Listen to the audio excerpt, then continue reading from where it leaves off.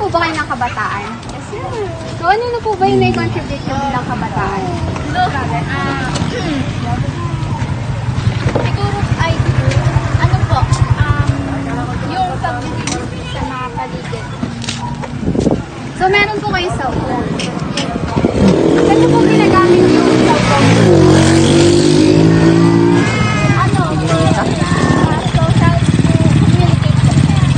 So, ang cellphone, pwede rin po natin siyang gamitin sa technology. We can use that for spreading awareness sa ating mga kabataan. So, tayo mga kabataan, gamitin natin yung phone natin para mag-spread po tayo ng awareness. So, tayo kasi mga kabataan, tayo dapat nag-uumpisa ng mga magagandang gawain because us, the youth, are the nation builder. So, meron kami Facebook page.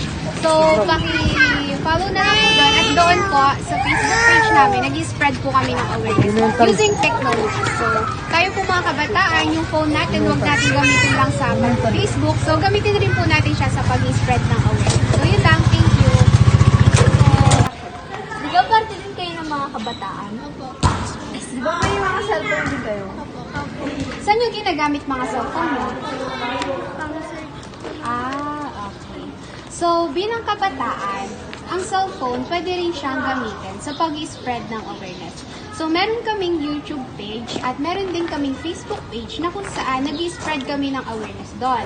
So, tayong mga kabataan, we are the youth and the nation builder na kung saan, using technology, pwede tayong mag-spread ng awareness na dapat tayong mga kabataan is, dapat tayong mga nangunguna sa magagandang gawain, sa paglilinis.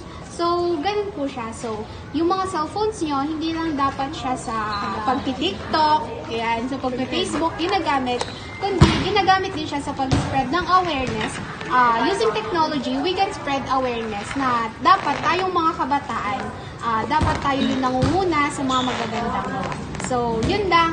I-follow nyo kami sa Facebook page namin, Nation Builder. And thank you so much. Thank you. Thank you. Bye-bye.